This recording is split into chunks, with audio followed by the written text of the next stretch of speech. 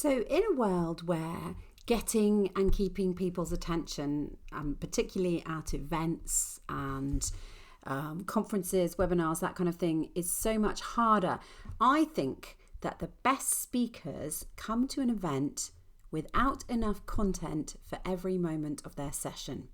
Now, this might sound odd, but bear with me.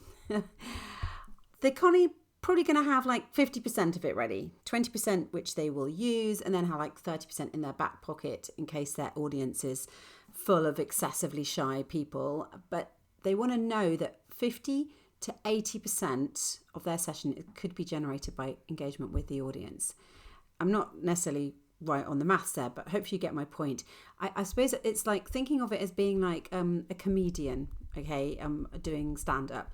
The great stand-ups will prepare a lot of their act, obviously, but much of the delight that we have in their show comes from the interaction that they're going to have with like the audience and hecklers, say.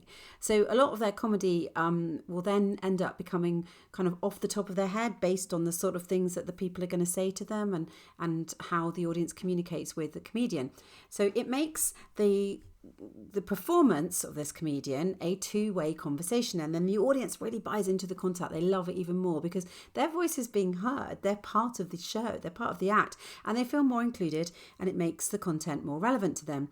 Now, if you've done any work in your life or any reading around things like active listening and relationships, you will know this works in real life too. If you talk at somebody, just talking at them, they are less engaged. You'll know that from when you had teachers at school that did it. But if you have a conversation with a teacher where you're allowed to speak and feel listened to and included, then your relationship with them is always so much stronger. So you'll get so much more buy-in from an audience if you do this for whatever it is that you might want them to do off the back of listening to your speech.